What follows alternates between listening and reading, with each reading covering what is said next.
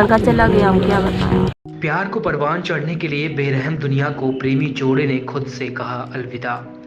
खुदकुशी की है। पूर्व में दोनों ने की शादी। सूचना पर पहुंची पुलिस ने शवों को कब्जे में लेकर पोस्टमार्टम के लिए भेज दिया है।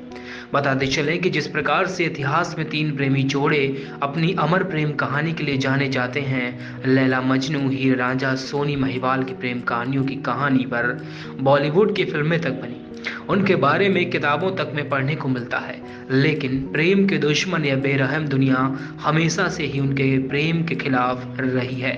उन्होंने अपने प्रेम को अमर करने के लिए आखिरी में मौत को गले लगाकर अपनी जीवन लीला को समाप्त कर लिया और अपनी प्रेम की कहानी को जिंदा रखकर अमर कर दिया। ठीक उसी तरह से कानपुर देहात के सिकंदरा तहसील के नंदना गांव में एक प्रेमी जोड़े ने अपने प्रेम को सफल बनाने के लिए माँ बाप व गांव के विरोध को बर्दाश्त नहीं करते हुए जहर खाकर खुदकुशी कर ली।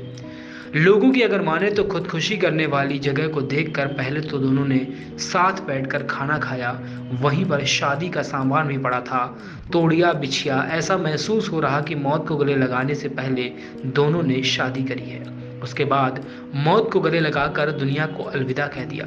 शैलेंद्र कुमार के दूसरे बेटे उमेश, जो कि BSc द्वितीय वर्ष का छात्र था, जो कि काशी विश्वविद्यालय हवासपुर में पढ़ रहा था, उसकी उम्र 22 वर्ष थी, जाति से रैदास था। वहीं मोहल्ले की जगदीश राठौर की 18 वर्षीय बेटी कुमकुम से प्रेम करता था। कुमकुम कक्षा 11 की छात्रा थी, जो कि देवी दयाल स्मारक इंटर कॉलेज सरदारपुर में पढ़ रही थी। दोनों का एक ही मोहल्ले में होने की वजह से प्रेम प्रसंग 2 वर्ष पुराना था, लेकिन दोनों के बीच में जाति का फर्क था और गांव के समाज की बंदिशें थी, इसलिए दोनों का प्रेम परवान न चढ़ सका। तो दोनों ने मौत को गले लगाया और खुदकुशी करने का निर्णय ले लिया और एक साथ बैठकर एक जगह जहर खाकर खुदकुशी की है। इस बारे में जानकारी जैसे ही परिजनों को हुई तो मानो परिजनों के नीचे से जमीन खिसक गई। धीरे धीरे यह खबर आग की तरीके पूरे इलाके में फैल गई। चारों तरफ से लोग बाग दोनों ही प्रेमी जोड़े को देखने घटनास्थल की तरफ चल दिए। घटनास्थल पर तो मानो मेला सा लग गया हो। पुलिस को जब सूचना मिली तो मौके पर पहुंची दोनों के शवों को कब्जे में लेकर छानबीन शुरू की है। थाना प्रभारी राम गोविंद मिश्र ने बताया कि दोनों शवों को कब्जे में लेकर पोस्टमार्टम के लिए भेज दिया गया। प्रथम दृष्टया दोनों के ही नहीं खुदकुशी का मामला सामने आ रहा है। तहरीर मिलने पर आगे की अग्रिम कार्रवाई की जाए। क्या घटना घटी है? यही घटना, लड़का हमारा खत्म हो गया, पता नहीं कैसे खत्म हुआ? हमें नहीं पता, इसने क्या खाया क्या पिया, हमें नहीं। तो आपको सूचना कैसी मिली इसकी? हमें ये सूचना मिली थी कि तुम्हारा लड़का भाग गया। किसने दी सूचना आपको? यही गांव सब कोई लेटरिंग आया, उनके पापा, तो किसी ने बोला होगा कि तुम्हारा लड़का कहीं भाग गया है। आपको सूचना किस टाइम दी गई थी? वही लमसम 7 बजे। और तो क्या लगता है आपको इस मामले में क्या है? अब हम क्या बताएं सर, जो है अब हमारा तो लड़का चला गया, हम क्या बताएं। इसमें कहीं लड़की की बात आ रही है? इसका पूरा क्या मामला है?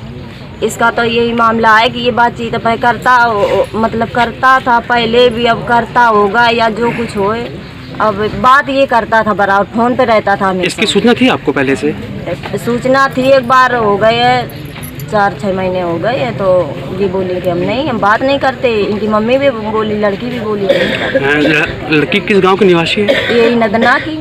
अच्छा, तो इसकी शिकायत आपने उनके घर में की पहले? हाँ, शिकायत करी थी, तो वो बोली हम नहीं करते। इनकी मम्मी भी बोली हम नहीं करते, बात हमारी लड़की नहीं करती। 11 जुलाई 2022 को सुबह लगभग 6:30 बजे एक कालर में एक आदमी को सूचना दी कि ग्राम नंदना, थाना सिकंदरा, जनपद कानपुर देहात के पास सर्वेश रैदास के खेत में 2 डेड बॉडी, जो एक लड़के एक लड़की के हैं, मृत अवस्था में है, पड़े हुए हैं।